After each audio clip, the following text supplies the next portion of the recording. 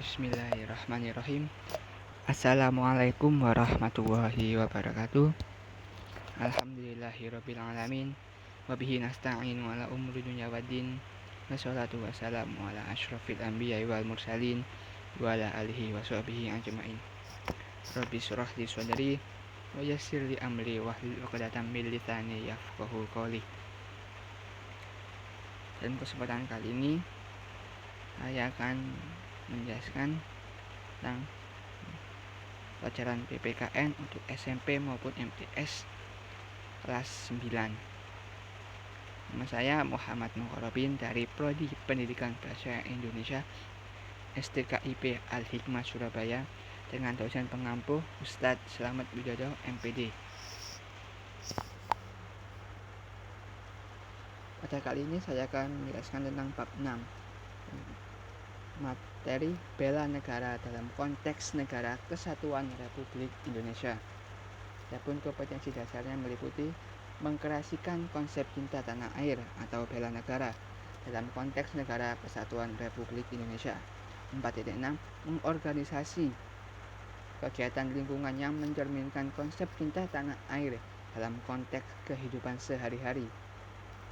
Lalu tujuan pembelajarannya ada menganalisis hakikat upaya pembelaan negara dalam kehidupan bermasyarakat, berbangsa dan bernegara, menghargai perjuangan para pejuang bangsa dalam mempertahankan negara kesatuan Republik Indonesia dari berbagai ancaman, merebut kembali kemerdekaan Indonesia.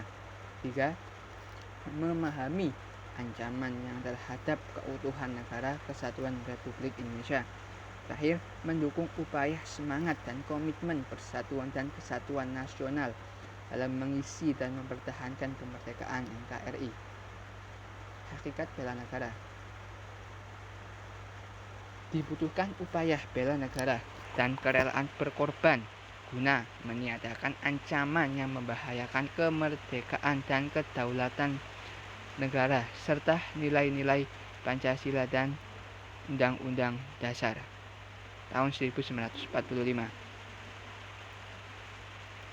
Lalu, secara sempit dalam konteks Indonesia, bela negara dapat diartikan sebagai upaya setiap warga negara untuk mempertahankan negara kesatuan Republik Indonesia dari segala bentuk ancaman.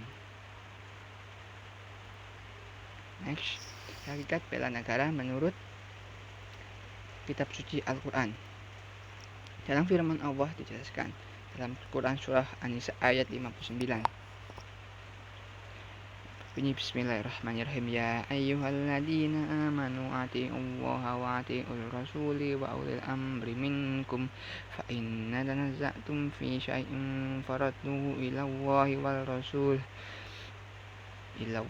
wal rasul in kuntum tu'minuna billahi wal yaumil akhir dzalika khairum wa ahsanu ta'wila, yang artinya, hai orang-orang yang beriman, taatilah Allah dan taatilah Rasulnya dan ulil amri di antara kamu. Kemudian jika kamu berlainan pendapat tentang sesuatu, maka kembalikanlah ia kepada Allah dan Rasulnya. Jika kamu benar-benar beriman kepada Allah dan hari kemudian, yang demikian itu lebih utama bagimu dan lebih baik akibatnya. Yang dimaksud ulil amri dalam kalimat ini adalah orang penguasa atau pemimpin sebuah negara. Lalu, hakikat bela negara menurut hadis Nabi Muhammad SAW dari Sa'id bin Zaid, ia berkata, aku mendengar Rasulullah SAW bersabda yang artinya, barang siapa yang terbunuh ketika mempertahankan hartanya, maka ia syahid.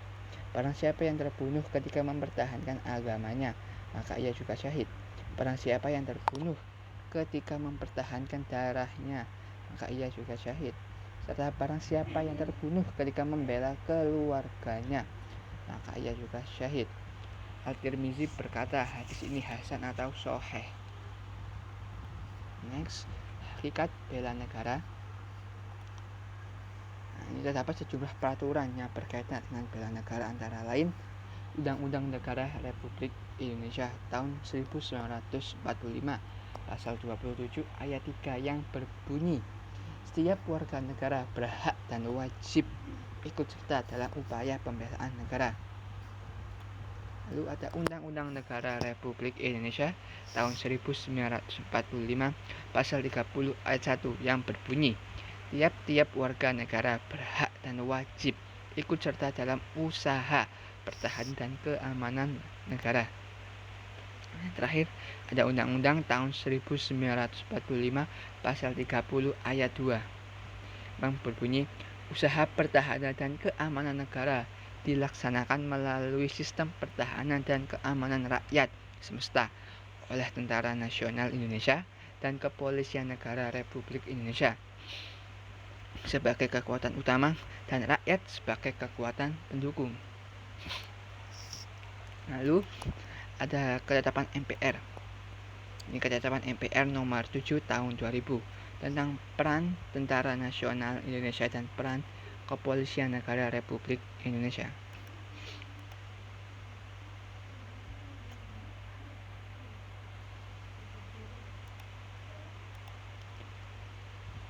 Next.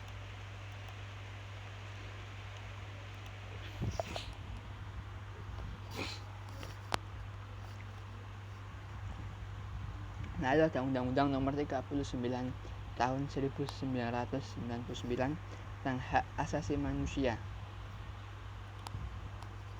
Lalu ada Undang-Undang nomor 3 tahun 2000 tentang pertahanan negara. Lalu Undang-Undang nomor 2 tahun 2000 juga tentang Kepolisian Negara Republik Indonesia. Yang keempat, Undang-Undang nomor 23 tahun 2014 tentang pemerintahan daerah yang menyatakan bahwa pertahanan menjadi salah satu bidang yang tidak diotonomikan kepada pemerintah daerah.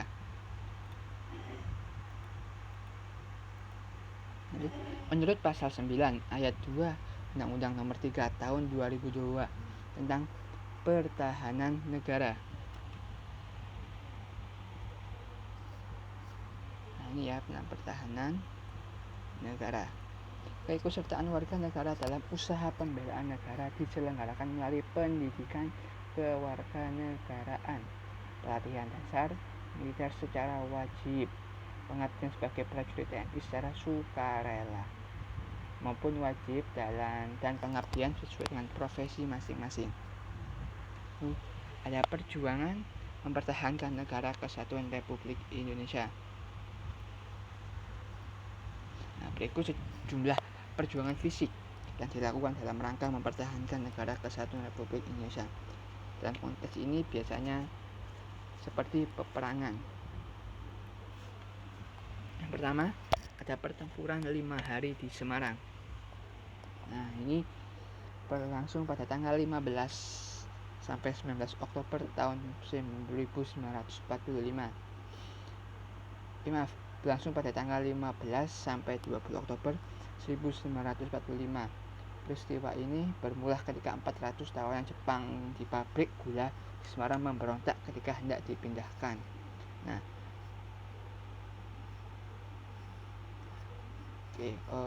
lalu memberontak pada waktu yang dipindahkan ke Semarang tadi kan. Nah, kemudian menyerang polisi Indonesia yang mengawal mereka. Dr. Karyadi yang menjadi salah satu korban sehingga namanya diabadikan menjadi nama salah satu rumah sakit di kota Semarang sampai sekarang. Untuk memperingati peristiwa tersebut, pemerintah membangun sebuah tugu yang diberi nama Tugu Muda. Lalu ada pertempuran 10 November tahun 1945 yang dilatar belakangi atas kekecewaan rakyat Surabaya yang merasa dikhianati oleh pihak sekutu yang tergabung dalam Alliance Force Nederland-East-Indisch atau AFNI. Nah, awal mulanya ini terjadi pertempuran di Surabaya diawali oleh kedatangan atau mendaratnya Brigade 29 dari Divisi India ke-23 di bawah pimpinan Brigadir Malabi pada tanggal 25 Oktober 1945. Nah, namun kedatangan tersebut mengakibatkan terjadinya kerusuhan dengan pemuda karena ada penyelewengan kepercayaan oleh pihak sekutu, sehingga pada tanggal 27 Oktober tahun 45 Pemuda Surabaya berhasil memporak-porandakan kekuatan sekutu, bahkan hampir menghancurkannya. Kemudian, untuk menyelesaikan insiden tersebut, diadakan perundingan. Namun pada saat perundingan tersebut, terjadilah insiden Jembatan Merah dan Brigadir Malabi pun tewas dalam peristiwa tersebut. Lalu ada pertempuran Ambarawa. Pertempuran Ambarawa menjadi saksi kemampuan Tentara Keamanan Rakyat atau TKR yang dipimpin oleh Kolonel Sudirman yang memukul mundur pasukan sekutu yang dipimpin oleh Brigjen Bedel. Nah, TKR ini nama awalnya sebelum menjadi TNI. Nama awalnya TKR, Tentara Keamanan Rakyat.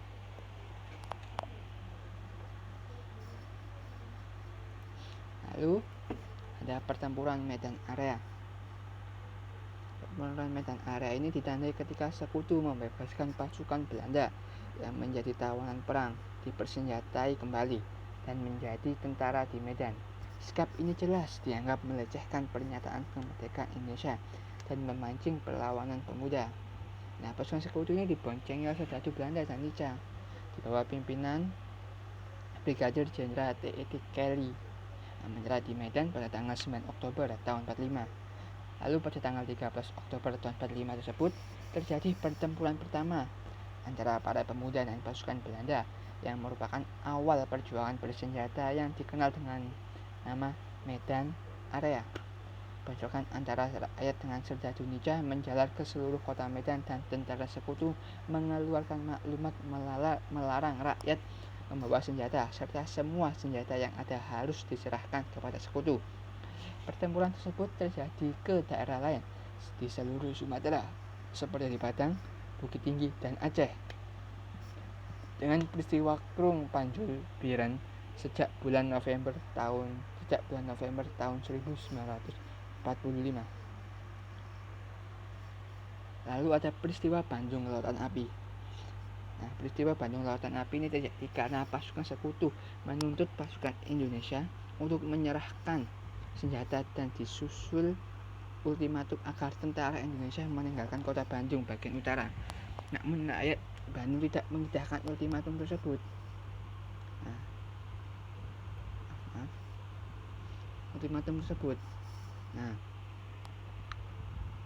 Lalu Bandung bagian selatan itu pun dikosongkan oleh pihak Indonesia. Dikosongkan tapi tidak mau. Oleh karena itu untuk kedua kalinya pada tanggal 23 Maret tahun 1946 tentara sekutu kembali mengeluarkan ultimatum supaya tentara Republik Indonesia atau TRI mengosongkan seluruh kota Bandung. Pemerintah RI di Jakarta memerintah supaya TRI mengosongkan Bandung, tetapi pimpinan TRI di Yogyakarta menginstruksikan supaya Bandung tidak dikosongkan. Akhirnya dengan berat hati TRI mengosongkan kota Bandung sebelum keluar dari Bandung pada tanggal 23 Maret tahun 1946. Para pejuang RI menyerang markas sekutu dan membumi hanguskan Bandung bagian selatan. Untuk mengenang peristiwa tersebut, Ismail Marzuki mengabadikan dalam sebuah lagu yang kita kenal dengan Halo Halo Bandung itu. Yang Halo Halo Bandung itu kan. Itu terinspirasi dari peristiwa Bandung Lautan Api ini. Lalu ada Perang Merah Putih. Ini terjadi karena pasukan Nica mulai menahan sejumlah tokoh RI sehingga mengundang reaksi dari rakyat. Di mana tuh ya ini ya. Lalu ada pertempuran perang pungutan Margarana biasanya. Ini terjadi karena pasukan Belanda mendarat di Bali. Belanda ingin membentuk Indonesia Timur namun ditolak oleh rakyat Bali. Pada tanggalnya itu sekitar tanggal 2 sampai 3 Maret tahun 1946 Belanda mendaratkan pasukannya itu di Bali. Saat itu Letnan Kolonel I Gusti Ngurah Rai sedang mengadakan perjalanan ke Yogyakarta untuk mengadakan konsultasi dengan markas tertinggi TRI Belanda. Sekembalinya dari Yogyakarta, kesatuan resimennya dalam keadaan terpencar. I Gusti Ngurah Rai menggalang kekuatan dan menggempur Belanda pada tanggal 18 November tersebut. kalah kekuatan pasukan tidak seimbang dan persenjataan kurang lengkap, akhirnya pasukan Ngurah Rai dapat dikalahkan dalam pertempuran Puputan itu. Nah, lokasinya itu di Margana. Biasanya yang mengatakan Margana atau Margarana, sebelah utara Tabanan Bali, hingga I Gusti Ngurah Rai gugur bersama anak buahnya.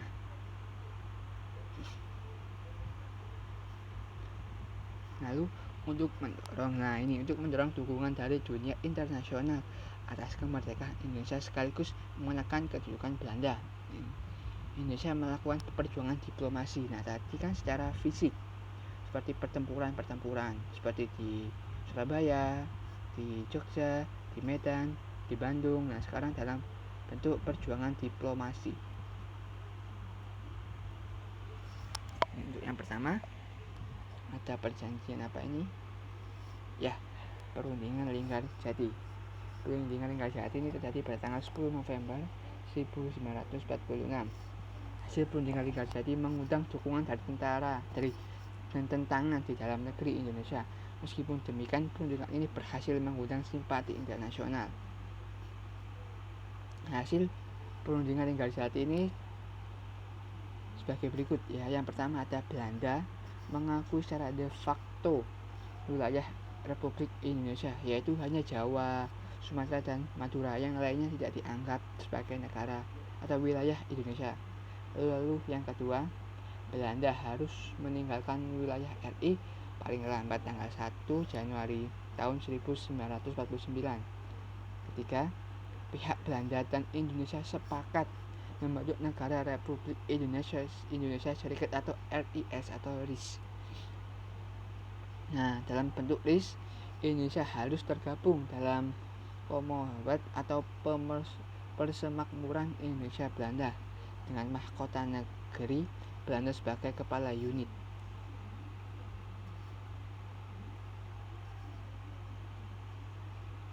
Lalu ada Perjanjian Renville. Nah, melalui KTN, pemerintah RI dan Belanda mengadakan Perundingan Renville pada tanggal 17 Januari tahun 1948.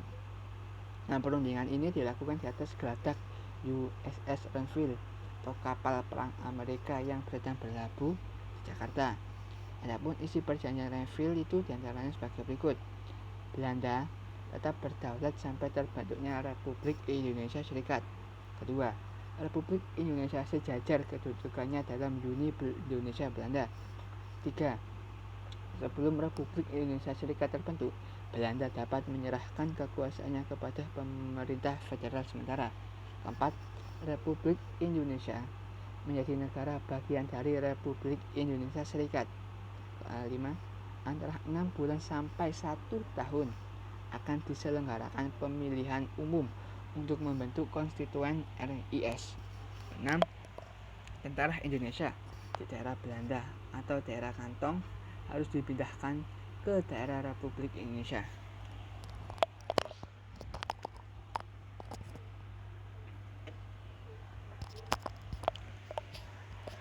Lalu ada perjanjian Romroyen. Nah, ketegangan Indonesia dan Belanda semakin memuncak sesudah perjanjian Renville tadi. Lalu kemudian diadakan perjanjian Romroyen ini pada tanggal 14 April tahun 1949 di Hotel Des Indes di Jakarta. Lalu ada konferensi meja bundar atau yang biasa kita kenal dengan KMP. Nah, konferensi ini terjadi di Den Haag antara tanggal 23 Agustus sampai 2 November tahun 1949. Dalam konferensi meja bundar ini menghasilkan sejumlah persetujuan.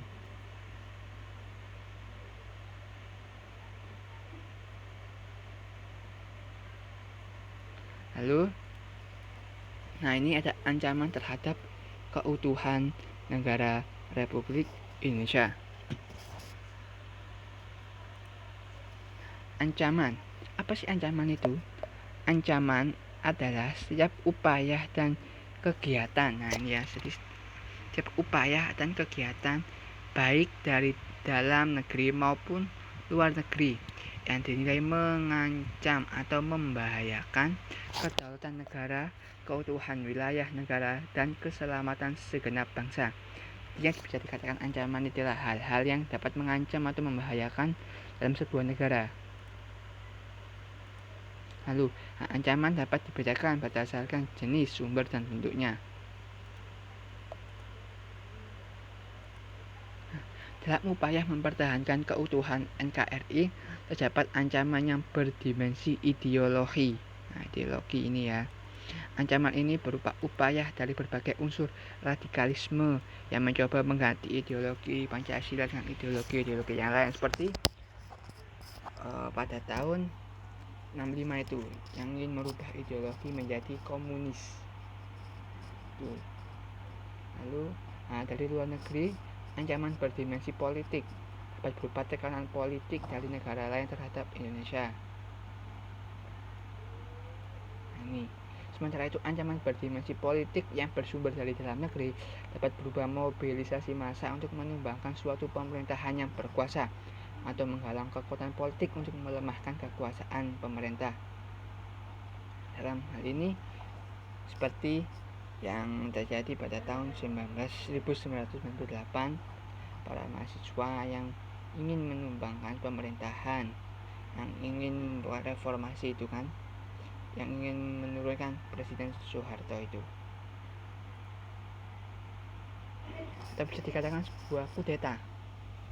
Nah, yang terjadi beberapa tahun kemarin di negara mana itu, Vietnam atau mana itu kan, jadi kudeta yang kekuatan militer atau tentaranya yang menguasai negara. Lalu ada ancaman internal yang berdimensi ekonomi. Antara lain ada inflasi, pengangguran yang tinggi. Nah, infrastruktur yang tidak memadai, penyadapan sistem ekonomi yang belum jelas, ketimpangan distribusi pendapatan, dan ekonomi biaya tinggi. Ini yang berdimensi ekonomi dari dalam negeri. Lalu adapun ancaman eksternal yang berdimensi ekonomi ini dari luar. Dan indikator kinerja ekonomi yang buruk, daya saing rendah, daya saingnya tetap semua negara itu rendah, kesiapan menghadapi era globalisasi, dan tingkat dependensi yang cukup tinggi terhadap asing. Lalu ada ancaman yang berdimensi sosial budaya. Dari dalam didorong oleh isu-isu kemiskinan, kebodohan, keterbelakangan, dan ketidakadilan yang dapat menjadi titik pangkal timbulnya permasalahan seperti separatisme dan terorisme.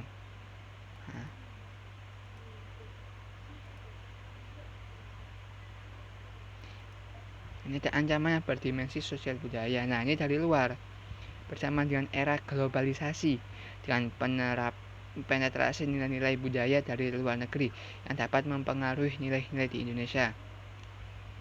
Ini dapat mengancam ini, seperti masuknya budaya-budaya barat, seperti contohnya itu rock, lalu K-pop itu, lalu budaya yang kebarat-baratan seperti itu bisa dianggap sebagai ancaman berdimensi sosial budaya.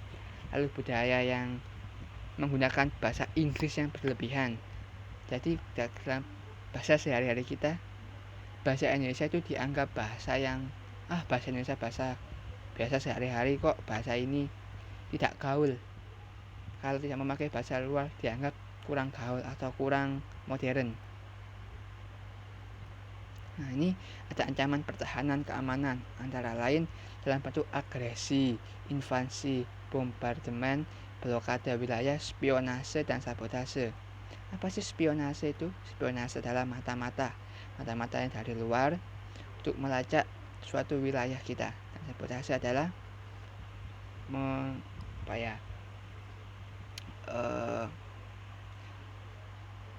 melihat atau menganalisis atau merusak jaringan dari dalam. Nah, ini ancaman globalisasi dari sisi ekonomi, yaitu ketika perekonomian nasional suatu negara telah terintegrasi ke dalam pasar-pasar global, perekonomian ini tidak lagi tidak lagi dapat terbebas dari pengaruh-pengaruh kekuatan ekonomi dan politik eksternal.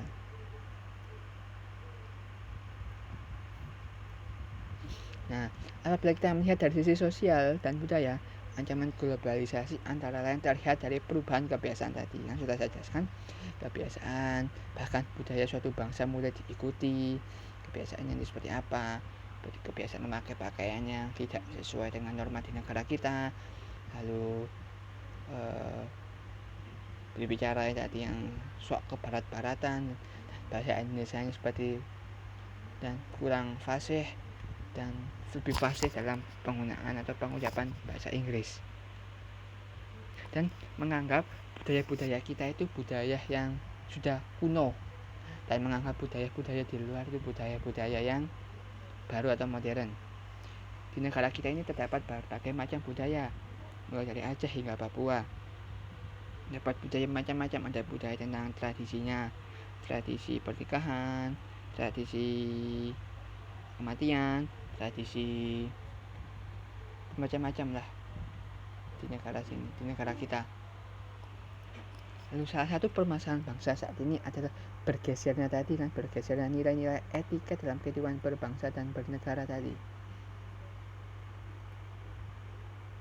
Nah, lalu apa semangat komitmen persatuan dan kesatuan nasional dalam mengisi dan mempertahankan NKRI? Dan kita harus 100% Indonesia, harus cinta tanah air itulah.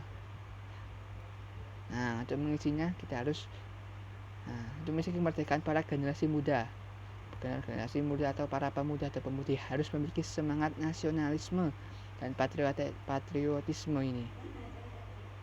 Kita harus cinta tanah air, harus mendukung produk-produk dalam negeri, harus menghargai produk dalam negeri, seperti itu.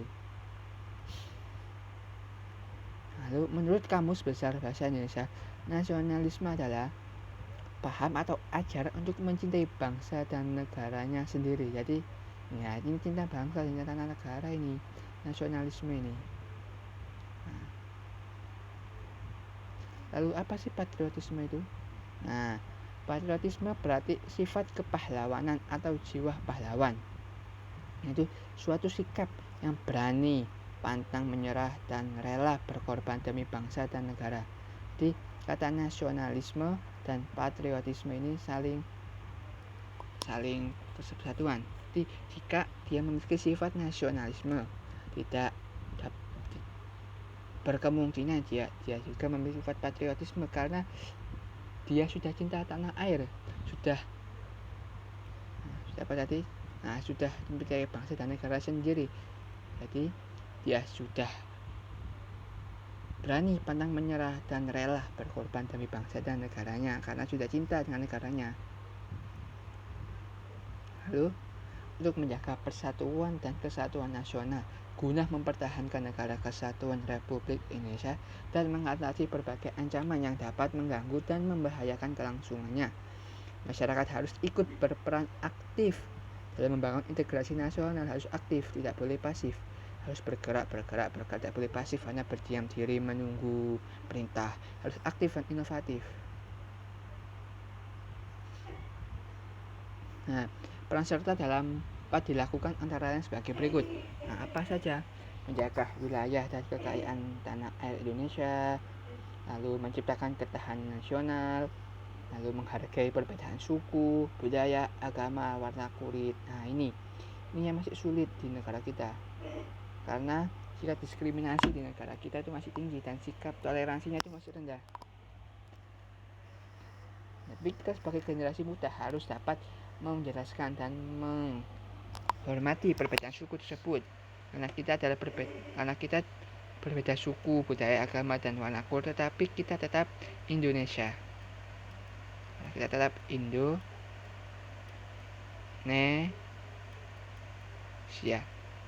Lalu ada mempertahankan kesamaan dan kebersamaan, memiliki semangat persatuan yang berwawasan Nusantara.